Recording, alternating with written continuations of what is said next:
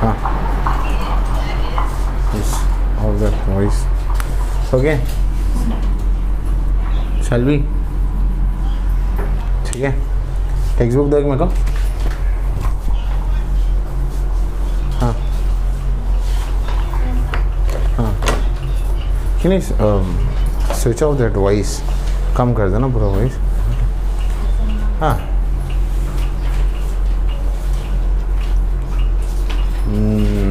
जैसे कि कल कहा था, I will give you a recap of what we did yesterday, ठीक है। We started with the new chapter called Pythagoras theorem.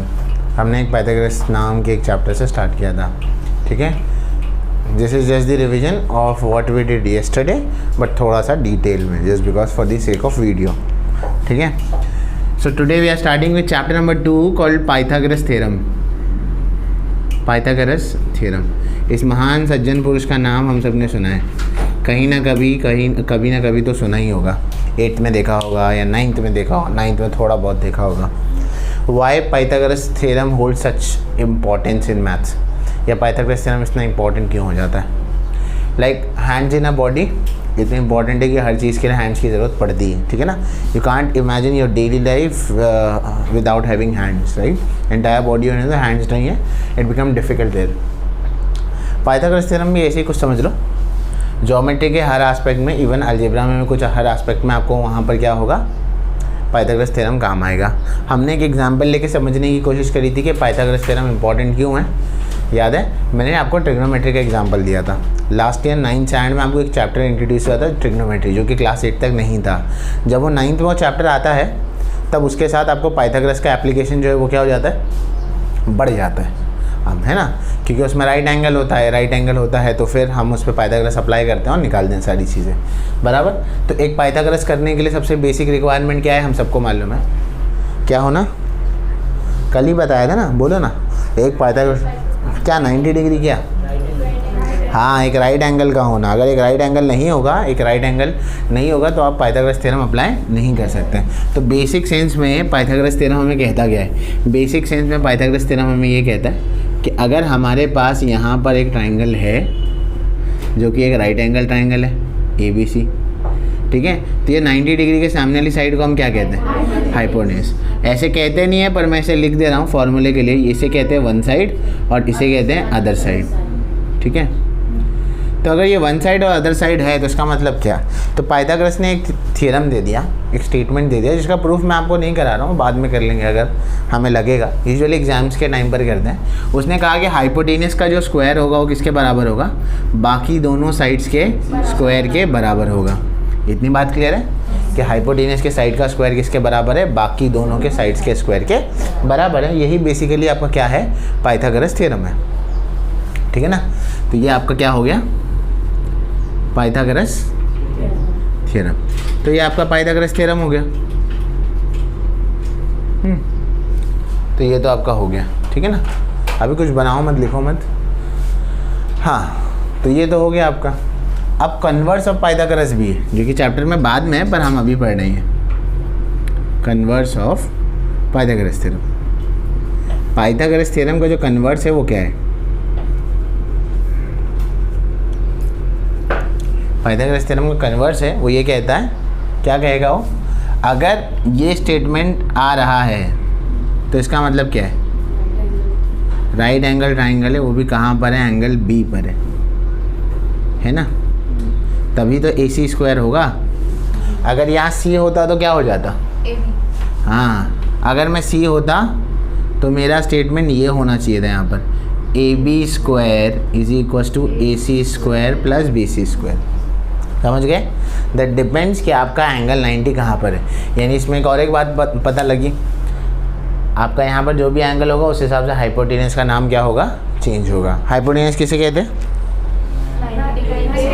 हाँ, 90 डिग्री के सामने वाली साइड को हम हाइपोटेन्यूज कहते हैं, ठीक है। इसके अलावा कल हमने कुछ और बातें भी पढ़ी थी, बराबर, किसी को याद है, 30 60 90 पढ़ा था, वेरी गुड।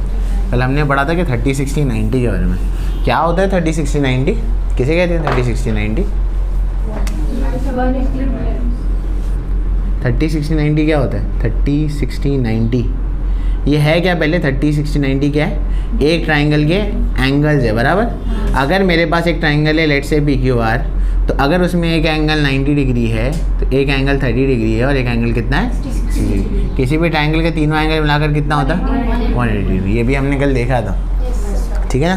तो हमने इस थ्योरम में पढ़ा क्या था, 30, 60, 90 में पढ़ा क्या था, 30 के जो सामने वाली साइड होती है वो हाइपोटेनस का कितना होती है, हाफ होती है ना। हमने तो 30 के सामने यहाँ कौन सी साइड है, PQ, किसका हाफ होगी, हाइपोटेनस का। हाइपोटेनस क्या है बोलो, PR।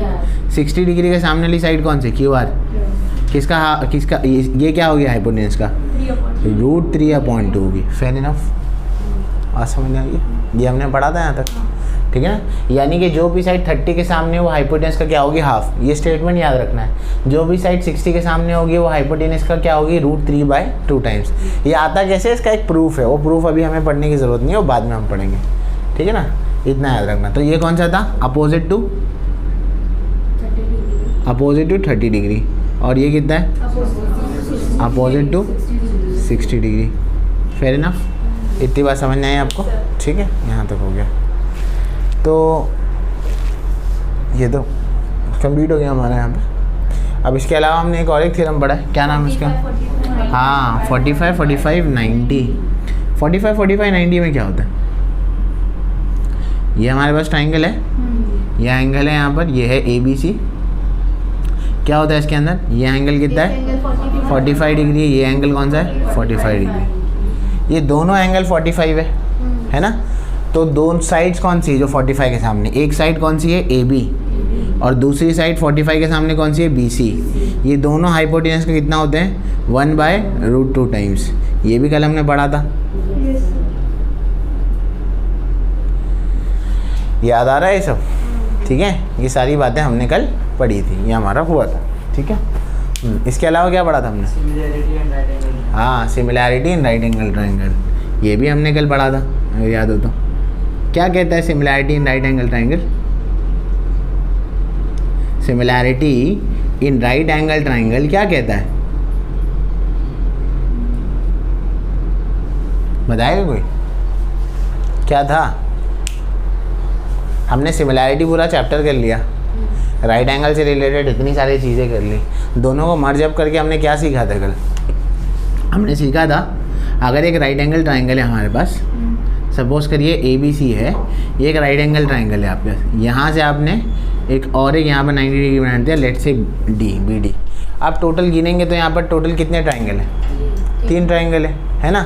तो पहला ट्राइंगल कौन सा है AB, अगर B पर है सपोज करो एक ट्राइंगल है ABC ट्राइंगल है।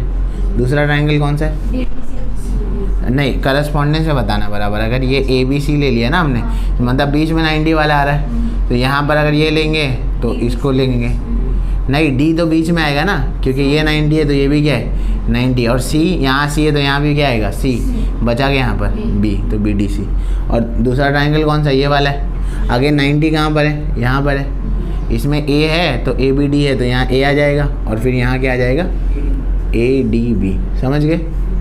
तो यहाँ पर similarity in right angle triangle theorem कहता गया है, अगर एक राइट एंगल ट्राइंगल है और उसके अंदर ऐसा सिचुएशन है जहाँ पर 3 राइट एंगल्स बन रहे हैं, तो तीनों राइट एंगल आपस में क्या होंगे, सिमिलर होंगे। यानी कि इसका मतलब क्या, इसका मतलब ये है, थोड़ा अगर वाइड करूँ, ओपन करूँ और समझाने की कोशिश करूँ बच्चों, तो इसका मतलब ये है, अगर आपको कोई एक सम आए या एक प्रॉब्लम आए जिसमें एक राइट एंगल ट्राइंगल है और उसके अंदर 3 ट्राइंगल बन रहे हैं, तो आप कुछ नहीं करेंगे, आप ये स्टेटमेंट लिखेंगे और डायरेक्टली फिर ये स्टेटमेंट लिख देंगे। आपको सिमिलैरिटी को प्रूफ करने की ज़रूरत नहीं है, आप किसी भी ट्राइंगल से उसको सिमिलर प्रूफ नहीं करेंगे, सॉरी किसी भी टेस्ट से सिमिलर प्रूफ नहीं करेंगे, आप डायरेक्टली लिखेंगे। इसके अलावा हमने और एक चीज़ पढ़ी थी, ज्योमेट्रिक मीन। कल हमने इतनी सारी चीज़ें करी हैं, बराबर है, जो आपको आज मैं डिटेल में रिवाइज करा दिया हूँ, ठीक है। तो अगर ये ABC है यहाँ पर, ठीक है, यहाँ BD है, अगर ऐसा फिर से एक सिनेरियो आपके पास आता है, ठीक है, और आपको बोलेगा कि ये वैल्यू दिया, ये वैल्यू दिया, ये वैल्यू फाइंड आउट करो, या तीनों में से कुछ 2 दिए हैं और एक फाइंड आउट करना है, तो प्रॉपर्टी ऑफ ज्योमेट्रिक मीन कब अप्लाई होगी, जब BD किसके, हाँ AC के क्या होगा, परपेंडिकुलर। और परपेंडिकुलर का मतलब क्या है, जब 2 लाइन आपस में जब इंटरसेक्ट करेगी तो कितना एंगल बनेगी 90 डिग्री का, कल ही पढ़े थे ना। इसके अलावा पैरेलल लाइन क्या होती है? जो दो लाइन कभी इंटरसेक्ट करती ही नहीं, होती ही नहीं है, तो वो पैरेलल। हमें बार बार खुद को बोलते रहना है ताकि हमारा ज्योमेट्री अच्छा हो, समझ गए? ज्योमेट्री अच्छा ऐसे ही होगा, ठीक है ना। तो अगर ऐसा सिचुएशन है तो प्रॉपर्टी ऑफ ज्योमेट्रिक मीन कहता है कि इसका स्क्वायर बी डी का स्क्वायर किसके बराबर होगा? ए डी इंटू सी। देखो ये सारे के सारे जो प्रूफ्स मैं यहाँ पर लिखा रहा हूँ ये कोई हवा में नहीं आ रहा है, ठीक है ना। इन सब का प्रूफ है और वो भी आपके टेक्स्ट बुक में दिया हुआ है। जब वक्त आएगा तो मैं उसका प्रूफ भी आपको बता दूंगा, ठीक है ना। एग्ज़ाम में अक्सर हमारा एग्ज़ाम जो है वो अक्सर प्रॉब्लम ओरिएंटेड होता है। मेजॉरिटी आपको इसके ऊपर बेस्ड प्रॉब्लम पूछते हैं, थ्योरम्स कम पूछते हैं। तो थ्योरम्स नहीं करा रहा हूँ, तो टेक्स्ट बुक पहले करो फिर थ्योरम बाद में आता है, ठीक है। तो ये सब हमने कल पढ़ा था, ठीक है। अब हम आगे बढ़ेंगे। कल हमने 3 सम भी देखे थे, बराबर। तो जो 3 सम हमने देखे थे वही सम हम फिर से अब देखते हैं, ठीक है। तो ये सब तो हम कर चुके हैं, तो ये हो गया।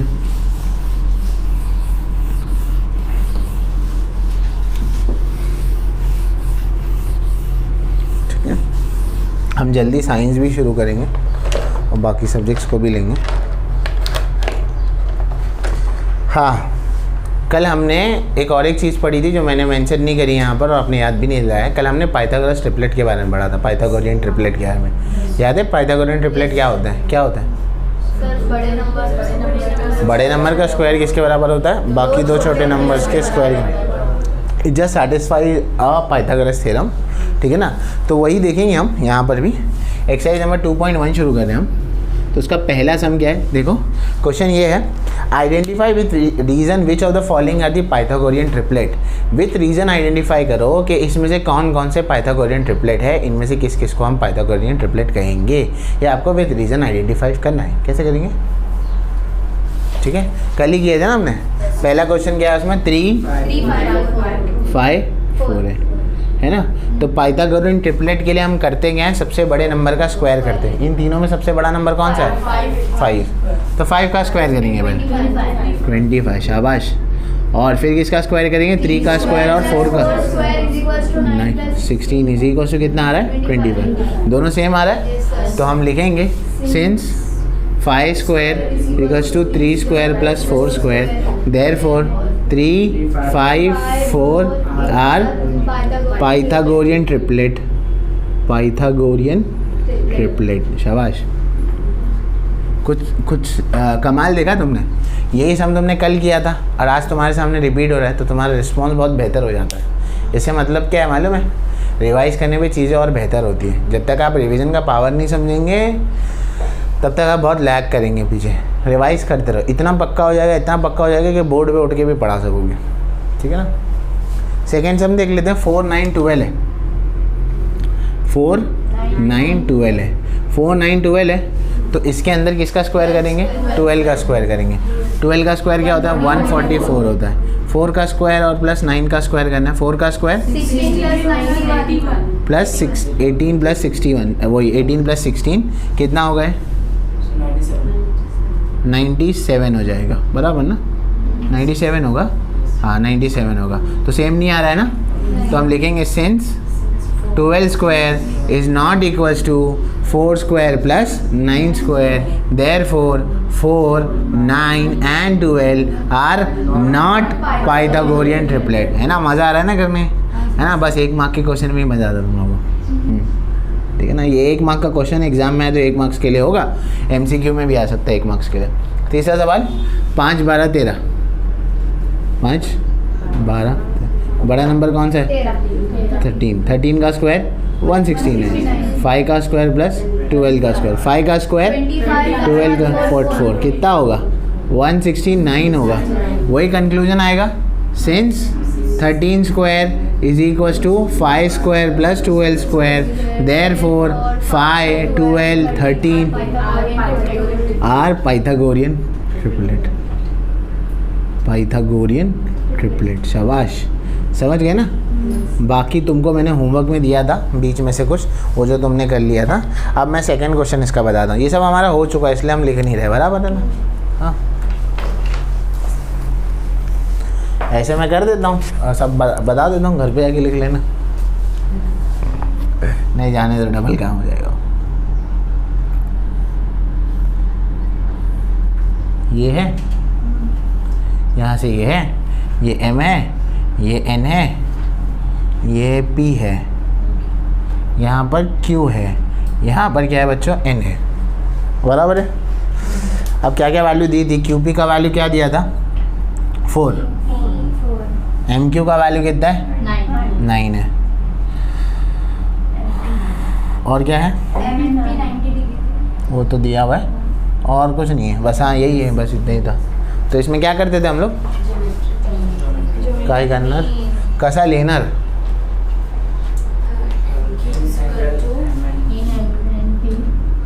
कसा लेनर। अगर स्कूल में आपके कोई गेस्ट आता है तो आप क्या बोलते हैं, सीधा उसको स्टेज पे बुलाना रहेगा तो क्या बोलते हैं, आओ आ जाओ चलो भाषण दे दो, ऐसे बोलते, कैसे बोलते हो, अरे क्या बोलते हैं, रिस्पेक्टेड सर, है ना। अगर कोई बड़े आदमी को तुम बुला रहे हो, ठीक है ना, तो पहले तुम उनके बारे में थोड़ी सी तारीफ़ करोगे, वो ये है वो है, फिर उनको बुलाना, ऐसे तुम ना बोले चलो हाँ हाँ सुन, तो उनकी तारीफ़ करो। हाँ, इन ट्राइंगल MNP बाई इज़्ज़त, एकदम इज़्ज़त से, ठीक है ना। अगर आपने इज़्ज़त नहीं दी तो नाराज़ हो जाएगा, ठीक है ना। इन ट्राइंगल MNP हमें कुछ दिया हुआ है क्या, NQ is perpendicular to MP, है ना, ये गिवन है आपको। फिर हम डायरेक्टली लिखेंगे therefore by property of geometry. आप पूरा लिखना, ये प्रॉप ऑफ GM मत लिखना, ठीक है ना। ये ज़्यादा कोई क्या बोलते हैं म्यूज़िक सॉन्ग का नाम लग रहा है, प्रॉप ऑफ GM।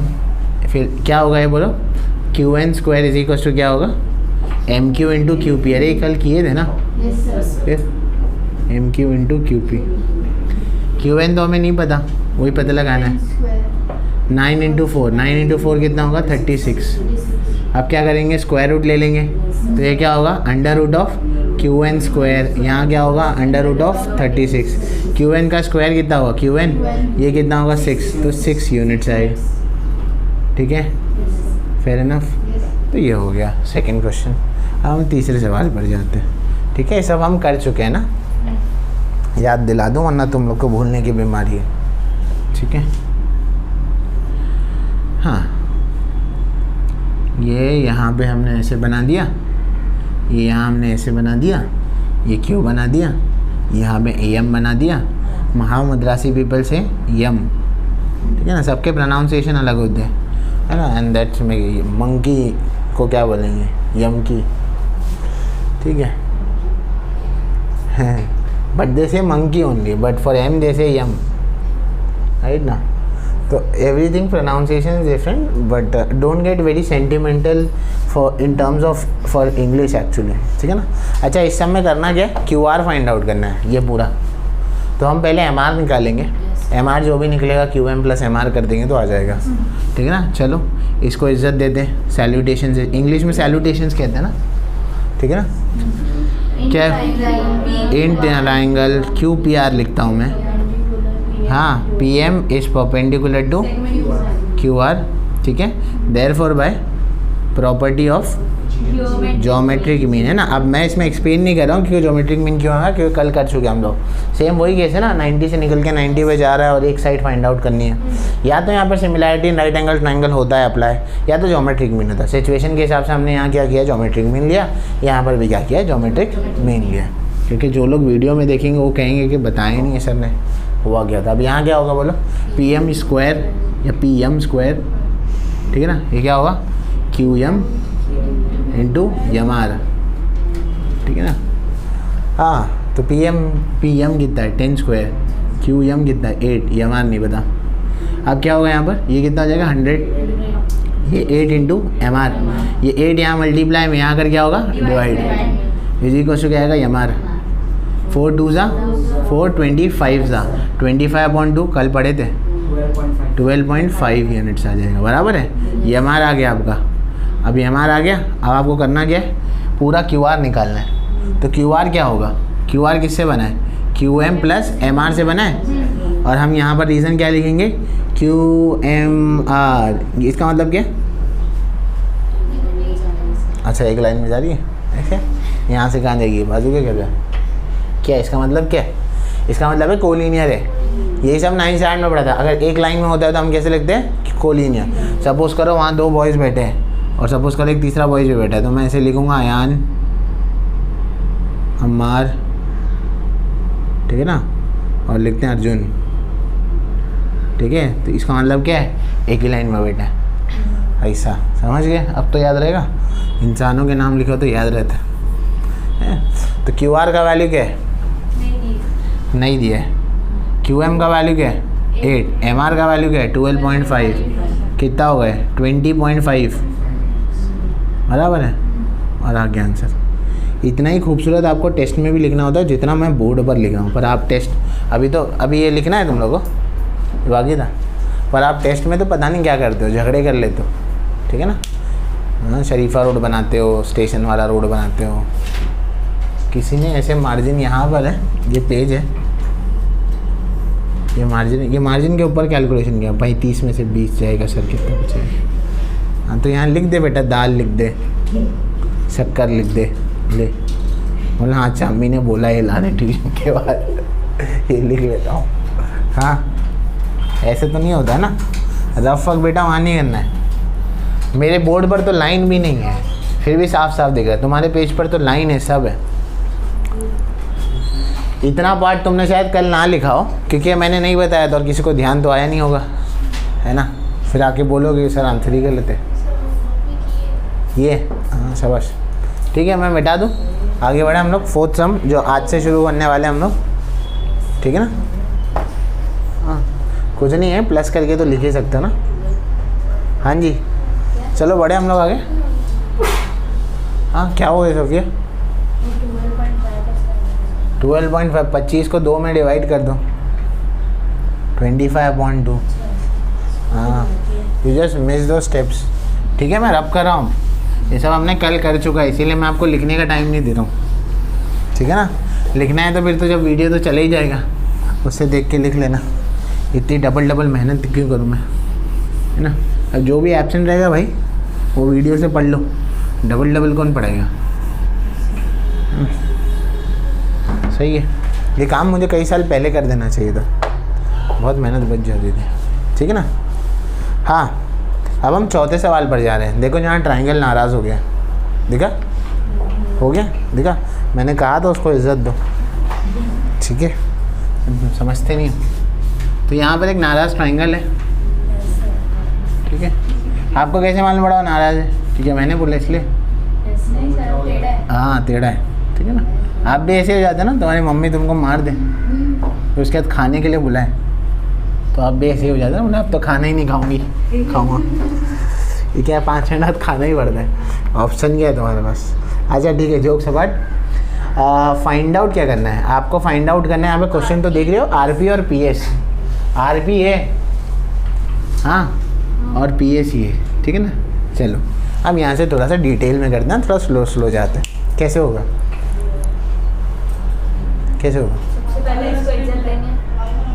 हाँ क्या करेंगे, पाइथागोरस ट्रिपलेट नहीं, ट्रिपलेट के लिए 2-3 वैल्यू होनी चाहिए ना। हमें RP और PS निकालना है, कैसे निकालेंगे, एक ही वैल्यू तो दिया हुआ है। हाँ वेरी गुड शाबाश। ये एंगल 90 है, ये 30 है, तो ये तो 60 हो गई ना, टोटल 180 होता है। तो ये 30, 60, 90 ट्रायंगल बनेगा ही नहीं बनेगा। हाँ बनेगा ना। पहले इसको थोड़ा सा वो सीधा कर देते हैं, थोड़ा सा, ठीक है ना, डरा धमका के थोड़ा सा सीधा कर देते ताकि आसानी हो जाए हमारे लिए। ये हमने सीधा कर दिया इसको। R कहाँ है, टॉप पर है, S पर 90 डिग्री है और P पर 30 डिग्री है ना। हमने अभी इसे सीधा कर दिया। हाँ तो R पर कितना आएगा, 60 डिग्री आएगा और RS हमें दिया हुआ है 6 है। ये कितना दिया हुआ है 6। पहले ओरली सॉल्व करते हैं, ओरली फिर हम लोग करेंगे। अगर बताओ मेरे को RS किसके सामने आ रहा है, 30 के सामने आ रहा है। अगर ये 6 है तो हाइपोटेनस कितना होगा, वेरी गुड 12 होगा। नहीं वो 6 नहीं होगा, सबर करो, मैंने बताया था वो कितना होगा कल। जितना भी होता है √2 टाइम्स होता है उसका, तो ये कितना होगा, अपोजिट टू 60 कितना होगा, 6√3 होगा ना। ये √3 टाइम्स होगा ये, क्योंकि √3/2 × 12 होगा। जिनको समझ आ रहा है उनको बता रहा हूँ मैं। 2 1 2 6 है तो 6√3 आएगा। हाँ क्वेश्चन तो 30 सेकंड का है, लिखना बात अलग है, क्वेश्चन भी सेम। अब ये करेंगे कैसे ये देखो, जिनको नहीं समझा और लिखने का तरीका देखो। सबसे पहले तो हमें 60 बताना पड़ेगा। एक इम्पॉर्टेंट प्रो टिप याद रखो ज्योमेट्री के पेपर को लिखने के लिए, आप जो भी लिख रहे हो प्लीज़ उसको एक एक्सप्लेनेटरी मैनर में बताओ। कई बच्चों को मालूम मिला हाँ सर ये 60 है, अब मैं डायरेक्ट 60 से शुरू कर दूँगा। नहीं, ऐसा नहीं होगा, आपको बताना पड़ेगा कि 60 है, ठीक है ना। तो क्या करेंगे यहाँ पर, सबसे पहले ये बताओ कि 60 है। सोल्यूशन कैसा होगा in triangle R S P, measure of angle सब R plus measure of angle S plus measure of angle P मिलाकर कितना होगा 180 डिग्री होगा कि नहीं होगा। मेजर ऑफ एंगल आर नहीं पता, एस हमको मालूम है कितना है 90, पी हमको मालूम है कितना है 30, इज इक्वल टू कितना होगा 180 डिग्री। एंगल आर 30 प्लस 90 कितना होगा 120, इज इक्वल टू कितना होगा 180। मेजर ऑफ एंगल आर कितना होगा 180 माइनस 120 इज इक्वल टू कितना होगा 60 डिग्री। कुछ जगह पर ऐसे भी लिखा जाता है, डायरेक्टली लिख देते हैं कि मेजर ऑफ एंगल ये है तो तीसरा वाला क्या होगा 60 होगा। मैं आपको थोड़ा डिस्क्रिप्टिव करके बता रहा हूँ ताकि मार्क्स कटने के कहीं पर चांसेस ना बने। अब ये 60 आ गया तो हम लोग लिखेंगे देयरफॉर ट्राइंगल का क्या होगा आर एस पी क्या होगा इस 30 60 90 ट्राइंगल, ठीक है। तो ये क्या होगा 30 60 90 ट्राइंगल होगा। अगर ये 30 60 90 ट्राइंगल होगा तो क्या है, फिर क्या करेंगे। अब हमें क्या निकालना है, हमें निकालना था आरपी और एसपी। सबसे पहले हम आरपी निकाल सकते हैं, वो आसान है निकालना। आरपी को किसकी मदद से निकालेंगे आरएस की मदद से। क्या मैं ऐसे बोल सकता हूँ आरएस जो होगा वो हाफ ऑफ आरपी होगा, क्यों, अरे क्यों होगा भाई, 30 के सामने है ना, ये 30 के सामने है ना साइड, तो आर एस क्या होगा, तो अपोजिट टू क्या लिखेंगे यहाँ पर 30 डिग्री, शाबाश। तो आर एस क्या है हमारा 6 है, तो यहाँ 6 लिख देंगे, हाफ आर पी वैसे का वैसे ही लिख देंगे। ये यहाँ चला जाएगा तो आर पी कितना आएगा 12 यूनिट्स। अरे समझ आया, हो गया आर पी 12 यूनिट्स आ गया। अब तुमको आर पी एस निकालना है, पी एस निकालना है ना। ये समझा कैसे आया, 30 डिग्री जो दिया था वो वाली साइड्स को मैंने मेंशन किया और उससे मैंने हाइपोटेनस को निकाला, ठीक है। सब खत्म हो गया। देखो और एक चीज़ बताता हूँ इसमें, अब तुमको पी एस निकालना है। पी एस क्या होगा, क्या होगा अपोजिट टू 60 है ना, नहीं √3/2 टाइम्स ऑफ हाइपोटेनस यानी कि आर पी बराबर। फिर तो भूलो मत ये √3/2 टाइम्स आएगा, याद रखो, बोलते रहो तब तो समझ आएगा। तो यहाँ क्या आएगा √3/2 आ जाएगा। आर पी कितना है 12, ऊपर मिला ना, 2 1 जा 2 6 जा आया, तो पी एस कितना आएगा 6√3 यूनिट्स। समझ आया। अगर यहाँ सेंटीमीटर वो सब कुछ होगा तो डाल देना। अरे समझ गए, इतना हो गया। पर अब एक सवाल है, क्या अगर मैं यहाँ पर पी एस पहले निकालता तो क्या मेरा पी एस आ जाता पहले, अपोजिट टू ये है ना, ये पी ए, अगर मुझे पी एस निकालना होता, अगर सपोज करो वो नहीं समझा तो ये सपोज करो, क्या मैं ये पहले निकालता और ये बाद में निकालता तो सम सॉल्व होता। मैं पहले पी एस को निकालने का कोशिश करता फिर आर एस को निकालता, निकल जाता। क्यों, हाँ वेरी गुड, क्योंकि हाइपोटेनस तो है ही नहीं। अगर मैं ये लिखता तो आर पी का वैल्यू था ही नहीं, तो इसीलिए मुझे 30 निकालना पड़ा पहले। समझ गए। तो एग्जाम में अगर क्वेश्चन थोड़ा सा ट्विस्ट हो गया तो समझ जाना, घबराना नहीं। वैसे तो होता नहीं है, अगर मैंने टेस्ट में दे दिया तो मैं उल्टे कर दूंगा वैल्यू, बता रहा हूँ, ठीक है ना, दिमाग चलाना। नेक्स्ट क्वेश्चन समझ गया, किसी को डाउट है यहाँ पर? नहीं। चलो अगले सवाल पर जाते हैं हम लोग। क्वेश्चन नंबर 5 है, ठीक है। अब ये ट्राइंगल नाराज तो नहीं है, ठीक है ना, पर ये ट्राइंगल जो है वो जंग पे जा रहा है। जंग पे कैसे जा रहा है बताओ, ये देख रहे हो, कुछ याद आता है इससे?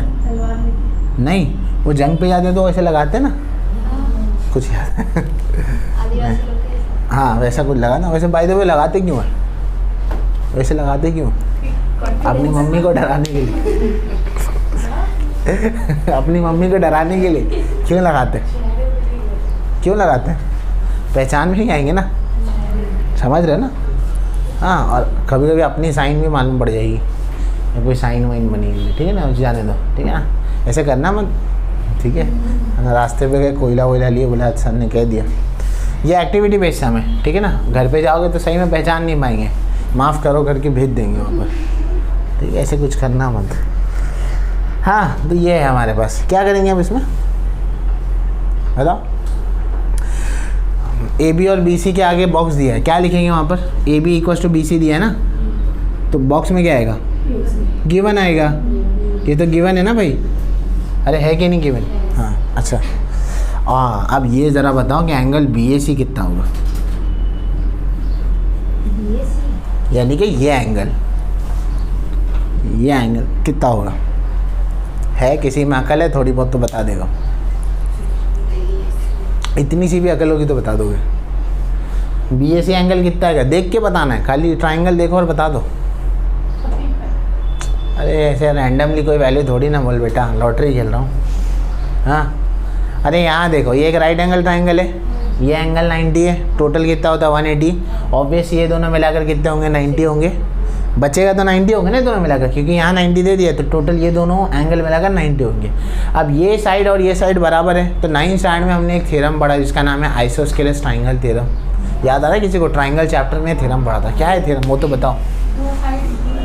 हाँ, दो साइड इक्वल तो आइसोस्केलेस ट्राइंगल हो गया। मैं पूछ रहा हूँ आइसोस्केलेस ट्राइंगल थ्योरम क्या है? चलो बोले सर, बोले लॉकडाउन में सर सब भूल गए। हाँ, भारत देश का इतना नुकसान हो गया तो हमारे दिमागों का भी हो गया सर। हाँ सब भूल गए। लॉकडाउन बोले सर घर पे इतनी मार पड़ी है, ठीक है। यहाँ देखो, हाँ अब ये दो साइड्स बराबर है। सुनो, तो आइसोस्केलेस ट्राइंगल थ्योरम कहता क्या? आइसोस्केलेस ट्राइंगल थ्योरम बच्चों ये कहता है अगर हमारी दो साइड्स बराबर है तो उसके दो अपोजिट एंगल्स भी क्या होंगे? बराबर होंगे। तो ए बी और बी सी बराबर है, तो ए बी के सामने कौन सा एंगल आ रहा है? सी। और बी सी के सामने कौन सा एंगल आ रहा है? ए। तो ये दोनों क्या होंगे? बराबर होंगे। तो अब बताओ, ये 90 है बराबर, और ये दोनों को मिलाकर कितना होगा? 90। और अगर ये दोनों इक्वल है तो इक्वल पार्ट में बटेंगे, तो ये कितना आएगा? 45, और ये भी कितना आएगा? 45। तो बी ए सी कितना होगा? 45 डिग्री। तो ये ट्राइंगल कौन सा हो जाएगा? 45 45 90 ट्राइंगल। तो अगर कोई ट्राइंगल 45 45 90 ट्राइंगल होता है तो साइड अपोजिट टू 45 क्या होती है? 1/√2 टाइम्स ऑफ हाइपोटेनियस। याद आया? ठीक है। साइड अपोजिट टू 30 क्या होती है? Half of hypotenuse. Side opposite to 60 क्या होती है? √3/2 टाइम्स ऑफ हाइपोटेनियस। देखो ये है हाफ, √3/2, 1/√2। ये सब किसके लिए है? इनटू क्या होगा सब में? हाइपोटेनियस। ये किसके लिए? 30 के लिए। ये किसके लिए? 60 के लिए। ये किसके लिए? 45 के लिए। बस तीनों थ्योरम यही तो है। क्या इसमें याद क्या रखना? 3 लाइन तो याद रखो, हाफ, √3/2, 1/√2 हो गया। फिर आगे क्या होगा बताओ? नेक्स्ट एक्टिविटी में उसमें आगे क्या बोले? Triangle A B equals to B C is equals to dash into A C. तो क्या आएगा बोलो? A B is equals to B C is equals to dash into A C A. दोनों 45 के अपोजिट साइड है ना। अगर 45 के अपोजिट साइड है तो क्या आएगा यहाँ पर? अभी बोला ना हाइपोटेनियस का कितना होता है? 1/√2 टाइम्स होता है ना, तो यहाँ पे 1/√2 आएगा ना। फिर तुम लोग समझ नहीं रहे हो थ्योरम को, ध्यान लगाओ थोड़ा। अब वो वैल्यू डालनी है, ए सी की वैल्यू कितनी है वो डालनी है आगे। कितनी है? √8। क्या कर दिया हमने? √8 की वैल्यू डाल दी। अब इसको करेंगे कैसे सॉल्व आगे? √8 इंटू 1/√2 कैसे सॉल्व करेंगे? अलजेब्रा में हमने एक चैप्टर किया था रियल नंबर, जिसमें हमने एक थर्ड एक्सरसाइज करी थी, जिसमें हमने सर्च के बारे में पढ़ा था।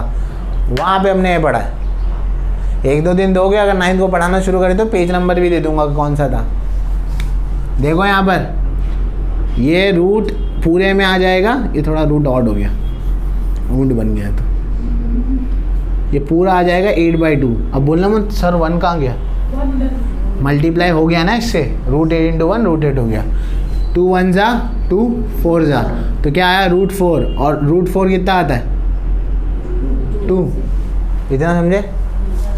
ठीक है ना। तो आंसर फाइनल क्या होगा? 2 होगा।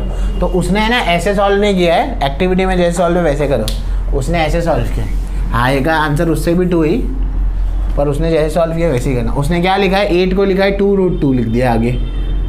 अब 8 2√2 कैसे आएगा? हालांकि मुझे बताना नहीं चाहिए क्योंकि वो तो क्वेश्चन में दिया हुआ होगा, पर √8 2√2 कैसे होगा? किसी को आइडिया? √8 को 4 2 लिख सकता हूँ, 4 बाहर आकर क्या होगा? 2, अंदर क्या बचेगा √2, तो 2 √2 हो जाएगा कि नहीं हो जाएगा। फिर ये √2 क्या होगा, कैंसिल, और फाइनल आंसर क्या आएगा, 2 आएगा। समझ आया, ऐसे करना है, पक्का समझे, कर ले तुम्हारा, ठीक है। मैंने सेट कर ले तुम्हारा, तो यू कैन से हो, मराठी में यस मीन्स हो, ये नहीं है। हाँ 6th क्वेश्चन, पक्का, इसमें कोई डाउट नहीं है। लिखो मत अभी, लिखो मत, ठीक है ना। Find the side and perimeter of a square whose diagonal is 10। Perimeter का क्या मतलब होता है, अभी भी बताया था, उस दिन भी बताए थे। पेरीमीटर का क्या मतलब होता है, क्या ऐसे, क्या स्पाइडरमैन के जाले, क्या पेरीमीटर का, चारों साइड को ऐड करने का। तो ये हमारा एक स्क्वायर है, ठीक है। क्वाड्रिलेटरल की फैमिली में सबसे अच्छा बच्चा जो है वो स्क्वायर है। क्यों? हाँ, चारों साइड इक्वल, चारों एंगल 90, कोई झंझट नहीं है उसका, ठीक है। अब इस स्क्वायर के अंदर सपोज करो इसे नाम दे देते हैं, हाँ इसको अपन नाम कुछ देते हैं, सपोज करो 4 वर्ड का एक नाम बोलो कोई। नहीं, स्पेलिंग मीनिंग बनना चाहिए जो 4 वर्ड। अरे मतलब 4 वर्ड की एक वो बोलो ना, जैसे गिव होता है, ऐसे बोलो, ठीक है। अब से हम ऐसे नाम दिया करेंगे, 4 वर्ड के नाम सोचा करो। हाँ, तो हमारे पास ट्राइंगल है गिव, सॉरी स्क्वायर है गिव, उसके अंदर डायगोनल कितना है, ये 10, ये 90 है, ये 90 है, ये 90 है, ये 90 बराबर है। तो ये गिव, ये स्क्वायर है आपके पास, तो इसका करना क्या अपने को, इसका करना ये है कि इसका साइड पता लगा और पेरीमीटर, साइड मिल गया तो पेरीमीटर तो मिल ही जाएगा। क्यों, पेरीमीटर ऑफ स्क्वायर क्या होता है, पेरीमीटर ऑफ स्क्वायर का फॉर्मूला मालूम है, 4 इंटू साइड, ऑब्वियस सी बात है, ठीक है ना। तो सबसे पहले इसकी साइड पता लगाएंगे। हम सबको मालूम है स्क्वायर की चारों साइड इक्वल होती है, पर यहाँ पर कोई साइड तो दी ही नहीं है, तो हम क्या करेंगे, हम सोल्यूशन में ऐसे लिखेंगे, इसको क्या बोलते हैं, क्या पढ़ेंगे इसको, quadrilateral give is a square, है ना। इसको खिड़की मत पढ़ लेना जिसको नहीं आता, जैसे खिड़की है और फिर गिव लिखा है, ठीक है, बोले यहाँ से झाँकना है, ठीक है। Is a square, therefore GI किसके बराबर होगा, VI के बराबर, और VI किसके बराबर होगा, VE के बराबर, और VE किसके बराबर होगा, GE के बराबर। देखो लिखने में क्या दिख रहा है, हाँ, तो let GI is equals to VI is equals to VE is equals to GE is equals to X, चारों सेम है ना। तो अगर इसे x मान लिया तो सब ऑटोमेटिकली क्या हो जाएंगे, x हो जाएंगे। अब इतना ट्राइंगल देखो GEI, इन ट्राइंगल GEI कौन सा एंगल 90 है पूरा, G, मेजर ऑफ एंगल। तो बोलेंगे सर ये भी 90 है, ये भी 90 है ना। मैं ट्राइंगल ये बात कर रहा हूँ ना, तो यहाँ पर पूरा 90 कौन है, सिर्फ G है, तो मेजर ऑफ एंगल EGT कितना हो जाएगा, 90 डिग्री, ठीक है ना। अगर major of angle EGT 90 degree हो गया तो क्या करेंगे हम लोग, बताओ, देयरफॉर बाय पाइथागोरस थ्योरम। ये हाइपोटेनस बोलना छोड़ दो तुम लोग, पाइथागोरस, सोचो पाइथागोरस को कितना दुख होता होगा, इतनी महान चीज़ बताए और बोलते हो हाइपोटेनस। सोचो तुम लोगों ने बहुत अच्छा काम कर लिया और तुम्हारे नाम गया, तुम्हारे अब्बा का नाम बोला था, कैसा लगेगा, हैं, उसको तो कितना दुख होता होगा, हाइपोटेनस उसके अब्बा का नाम है भी नहीं। तो बताओ यहाँ पे पाइथागोरस थ्योरम लगाएंगे तो क्या होगा, IE square is equals to GE square plus GI square. यहाँ पे थोड़ा सा मुश्किल हो रहा है नाम लिखना, ठीक है, कभी कभी मस्ती थोड़ी सी भारी पड़ जाती है। यहाँ पे 10 स्क्वायर हो गया, ठीक है ना, बराबर। यहाँ क्या होगा, x square plus x square. अब यहाँ पर हमारे सारे बच्चे आकर बिखर जाते हैं, कोई बोलेगा सर ये x⁴ हो जाएगा, कोई बोलेगा ये 4x स्क्वायर हो जाएगा। अच्छा देखिए, ये एक रैबिट है, ये एक रैबिट है, मिला के कितने रैबिट होंगे, 2 रैबिट, बस ऐड करना है, मल्टीप्लाई नहीं है। तो ये क्या होगा, 2x स्क्वायर, बस इतना समझ गया ना। अगर ये ऐसा होता, ध्यान से देखो, मैं बार बार बता रहा हूँ, ये x square into x square होता तो ये क्या होता, x⁴ होता। हमारा क्या है, x square plus x square, तो क्या होगा, 2x स्क्वायर होगा। समझ गए, यहाँ मल्टीप्लाई कर रहे हैं, यहाँ प्लस कर रहे हैं, डिफरेंस है ना, ऑपरेशन में डिफरेंस होता है। मल्टीप्लाई करें तो पावर ऐड होता है, और एडिशन करें तो कोएफिशिएंट ऐड होता है। ये बेसिक डिफरेंस आपको पता होना चाहिए, ठीक है बच्चों। तो ये 2 यहाँ जाके क्या हो जाएगा, डिवाइड हो जाएगा, यहाँ क्या बचेगा एक्स स्क्वायर, 2 1 जा 2 5 जा 0 जा, एक्स स्क्वायर कितना आएगा, ठीक है, ये आ गया। अब हमें तो एक्स स्क्वायर नहीं चाहिए, हमें तो क्या चाहिए, एक्स चाहिए। तो taking square root on both the side तो क्या होगा, ये एक्स स्क्वायर, यहाँ क्या होगा रूट 50, शाबाश। एक्स स्क्वायर का क्या हो जाएगा एक्स, ये 50 को ऐसे लिख सकता हूँ मैं, 25 2 जा 25 बाहर आकर क्या होगा 5, तो ये क्या आएगा 5√2 यूनिट्स, बराबर है, हो गया है। हाँ अभी तो ये इतना निकला है, therefore the side of square कितना होगा, इज 5√2 यूनिट्स। हाँ अब पेरीमीटर बाकी है ना, पेरीमीटर क्या होगा 4 इंटू साइड, 4 इंटू साइड कितने 5√2, 5 4 जा 20, सो 20√2 यूनिट्स। सेंटीमीटर है तो सेंटीमीटर डाल देना, ठीक है ना। एक और एक सवाल, काफ़ी देर से बैठे हो आई नो दैट, बट क्या करें, 7th वाला बाद में करेंगे क्योंकि 7th वाला बड़ा है, उत्तर में आएगा नहीं, तो हम 8th वाला देख लेंगे, ठीक है बच्चों। Find the diagonal of a rectangle whose length is 35 and breadth is 12, ठीक है ना। एक रेक्टेंगल है, इसका डायगोनल फाइंड आउट करना है। हाँ 4 वर्ड का नाम सोचो, मीन, हाँ मीन, MEAN, मीन, हाँ। तो यहाँ पर ये 90 डिग्री है रेक्टेंगल में, ठीक है, 4 एंगल 90 डिग्री होते तो यहाँ एक 90 लिख लेते हैं, काम हो जाएगा हमारा। लेंथ 35 की है, ब्रेथ जो है वो 12 की है। आपको फाइंड आउट करना है इसका डायगोनल, सेम उसी चीज़ पर जाएंगे, कैसे निकालेंगे, ट्रायंगल दिख रहा है आपको यहाँ पर, सेम यही क्वेश्चन है ना, हाँ यही है ना, यस सर, खाली घुमा फिरा के ये दिया, अब ये निकालना है, वही तो बात है। हाँ 35 उधर आएगा ना, सॉरी, और यहाँ 12 है, इससे ज़्यादा फ़र्क नहीं पड़ता, बट ठीक है लिखना तो बनता है, सही बात है। सोल्यूशन लिखेंगे यहाँ पर, क्या बोलेंगे, खिड़की क्या है, मीन, अरे कौन सा कोऑर्डिनेटर है, अरे मीन है क्या, अरे रेक्टेंगल है बेटा, इज ए रेक्टेंगल, ठीक है। जज्बाती हो गए तो मैं मीन का नाम सुन गया है, मीन इज ए रेक्टेंगल, ठीक है ना। यहाँ पे अपन अगली बार से नाम लिख लेंगे 4 वर्ड के किसी के, ठीक है। हाँ मीन इज ए रेक्टेंगल, हाँ 4 वर्ड के नाम सोच के रखो, हाँ 4 वर्ड है, ठीक है। मीन इज ए रेक्टेंगल, हाँ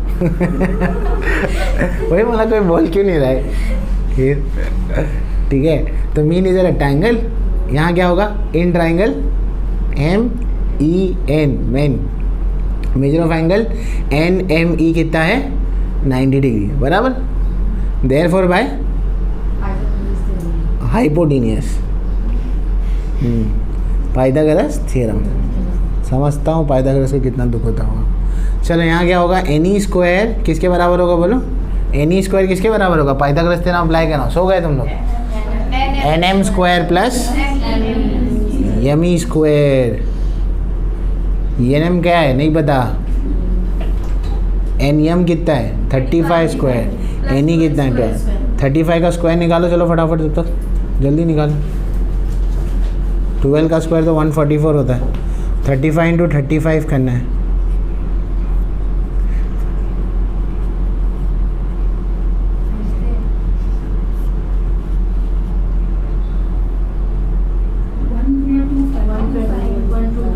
वन,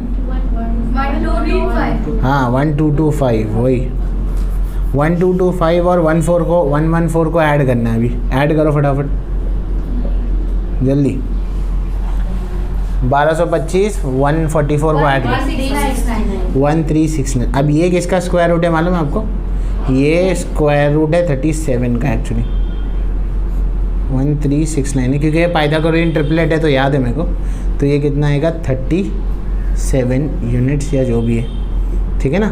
लास्ट में कंक्लूजन लिख लोगे ना, therefore the length of diagonal is 37 unit centimetre, जो भी है वो समझ आया। तो इस तरह से मेजॉरिटी सम आपके हो गए, आप इसको कॉपी करें मेरा आवाज़ के, ठीक है। चलो